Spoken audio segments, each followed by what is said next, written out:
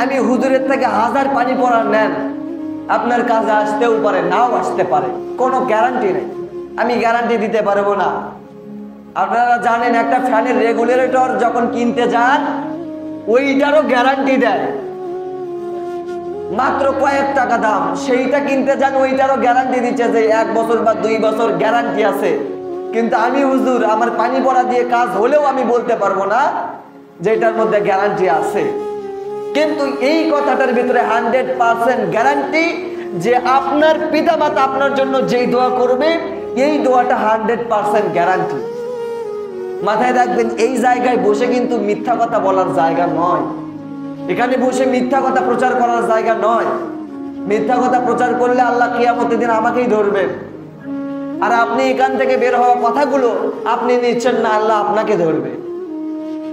সর্বশুরুতে আপনার জন্য প্রয়োজন হলো দোয়ার জন্য যে কাজটা আপনি করবেন, শুরুতে মা বাবার থেকে দোয়া নেবেন।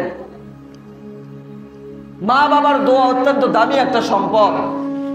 আপনি হাজারো দিন কুরবানি করতেছেন, আপনার মা বাবা আপনার প্রতি অসন্তুষ্ট। আপনার মা বাবা আজ পর্যন্ত আপনাকে দেখতে পারে না যে বাবা ওই সন্তান আমার সন্তান নয়, ওই সন্তানকে আমি সন্তান মনেই করি না, এত কষ্ট দিছে আমাকে, আমার গায়ে হাত উঠেছে, আমাকে কষ্ট দিছে, মনে আঘাত দিছে। মাথায় রাখবেন, শুধু একটা গরু নয়, শুধু একটা উট নয়, পুরা পৃথিবী, আমি শুধু বলি নাই যে আমার এই মন্ডলপাড়া বাইতুত তাকওয়া জামে মসজিদের যত এরিয়া আছে এই এরিয়ার শুধু নয়, এরিয়াতে খুঁজলে না হলেও 20, 50, 100টা গরু পাওয়া যাবে। এতগুলোও নয়, পুরা পৃথিবীর ভিতরে যত হালাল পশু আছে সব আল্লাহর রাস্তায় কুরবানি দিল।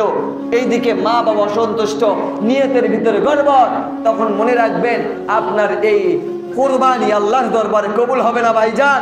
এই কুরবানি কবুল হতে গেলে সর্বপ্রথম আপনার নিয়ত ঠিক রাখতে হবে এবং মা বাবার সাথে ভালো তাআল্লুক রাখতে হবে। সম্পর্ক ভালো তো আল্লাহর সাথে সম্পর্ক আপনার জুড়ে যাবে। কেননা নবীজির হাদিস, নবীজি বলেছেন যার প্রতি পিতামাতা সন্তুষ্ট তার প্রতি আল্লাহ সন্তুষ্ট, যার প্রতি পিতামাতা নারাজ তার প্রতি আল্লাহ নারাজ। কথাটা কম বড় কথা নয় ভাইজান।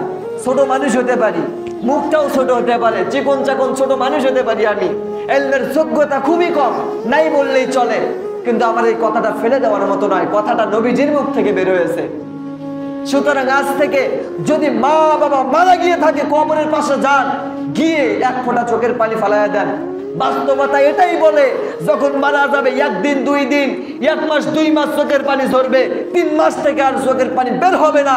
এটা আমি আমার যোগ্যতা থেকে বলতেছি। এজন্য এখনই বলতেছি যতটুকু পারেন ততটুকু আপনি আপনার পিতামাতার জন্য করেন। কবরের পাশে গিয়ে কান্না আসতেছে না, কান্নার ভান ধরে দোয়া করেন। যতটুকু পারেন নামাজে দাঁড়াইছেন 2 রাকাত বেশি নামাজ পড়েন, মা বাবার জন্য নফল নামাজ পড়ে তাদের জন্য দোয়া করেন।